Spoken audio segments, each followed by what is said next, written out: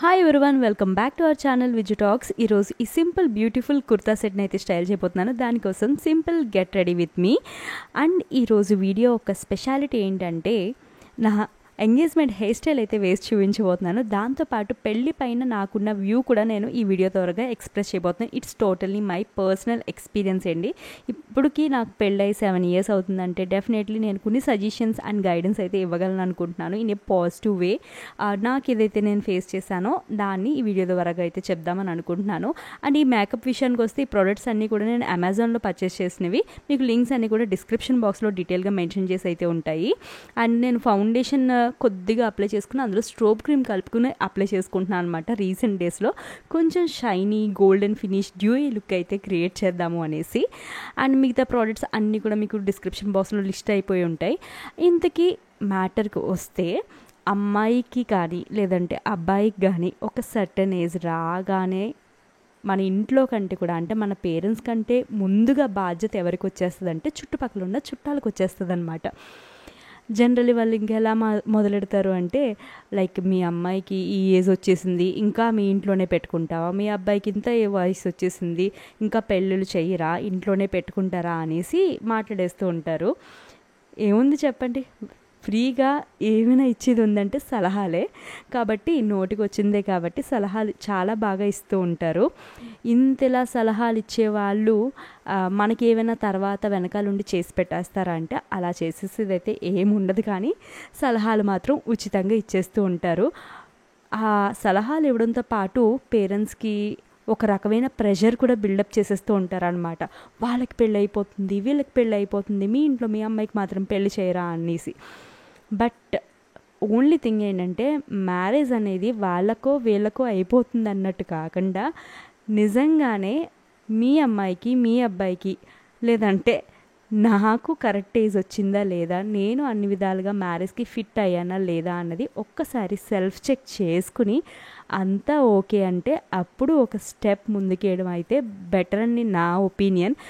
ఎవరైతే ఇంత ప్రెషరైజ్ చేస్తారో మన రిలేటివ్స్, చుట్టుపక్కల ఉన్న నైబర్స్ కానీ, వాళ్ళ యొక్క ఓన్ ఫ్యామిలీలో వాళ్ళ పిల్లలకో లేదంటే వాళ్ళ మనవడు మనవరాళ్ళకో వాళ్ళే చెప్పుకోలేరు.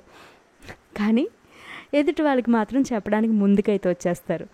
పోనీ ఇంత పెళ్ళి అవుతుంది, వాళ్ళు ఏదైనా బాధ్యత తీసుకుని చేస్తారా అంటే అది కూడా ఏముండదు.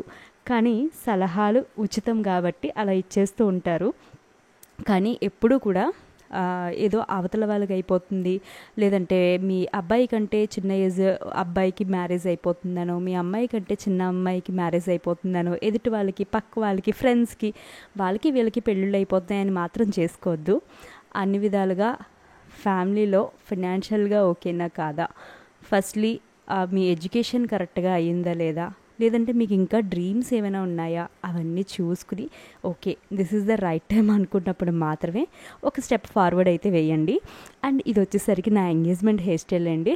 నేను ఎప్పుడూ ఇదైతే వేసుకోలేదనమాట. ఫస్ట్ టైం నా ఎంగేజ్మెంట్కి కొంచెం స్పెషల్గా కనిపించాలని నేను అప్పట్లో యూట్యూబ్లో చూసుకుని నేర్చుకుని వేసుకున్నాను అనమాట. 2 స్ట్రాండ్స్ తీసుకున్న తర్వాత ఒకదానిపైకి ఒకటి ట్విస్ట్ చేసుకుంటూ వెళ్ళాలన్నమాట. సో అలా ట్విస్ట్ చేసిన తర్వాత ఫ్రంట్ నుండి మళ్ళీ ఒక స్ట్రాండ్ తీసుకుంటాం, మళ్ళీ ట్విస్ట్ చేస్తామన్నమాట బ్యాక్కి.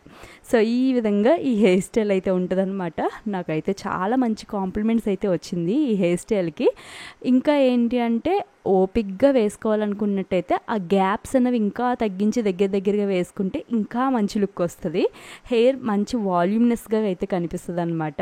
నాకైతే చాలా ఇష్టము. ఇప్పటికీ కూడా స్పెషల్ అయితే అయిపోయింది ఈ హెయిర్ స్టైల్. మొత్తం మీద పెళ్ళి అనేసరికి మన పేరెంట్స్ పైన మన పైన ఇలాంటి ప్రెషర్స్ అయితే నడుస్తాయన్నమాట. బట్ పర్సనల్లీ ఒక థింగ్ అయితే నేను చెప్పాలనుకుంటున్నాను, మ్యారేజ్ అన్నది రైట్ ఏజ్లో చేసుకోవడం అన్నది కూడా చాలా ఇంపార్టెంట్ అండి.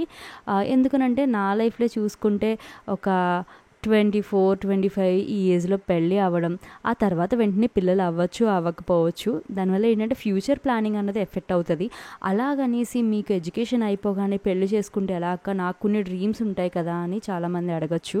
ఎస్, మీ డ్రీమ్స్ని మీ లైఫ్ పార్ట్నర్తో, అంటే మీ లైఫ్లోకి వచ్చే మీ లైఫ్ పార్ట్నర్తో షేర్ చేసుకుని నిజంగా వాళ్ళు కూడా ఈక్వల్లీ అంత ఇంపార్టెన్స్ మీ డ్రీమ్స్కి ఇస్తారు అనుకున్నట్టయితే వాళ్ళతో డిస్కస్ చేసుకుని చక్కగా పెళ్లి చేసుకుని కూడా మీ డ్రీమ్స్ అయితే ఫుల్ఫిల్ చేసుకోవచ్చు.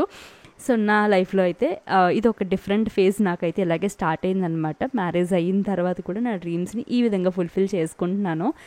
టైం తక్కువ ఉంది కాబట్టి ఇంకా ఫుల్గా అయితే చెప్పలేదు, కానీ డెఫినెట్లీ ఇంకా ఫర్దర్ వీడియోస్లో అయితే మాట్లాడుకుందాం. ఐ హోప్ మీకు ఈ వీడియో నచ్చుంటుంది అనుకుంటున్నాను. Catch you next video. Bye bye.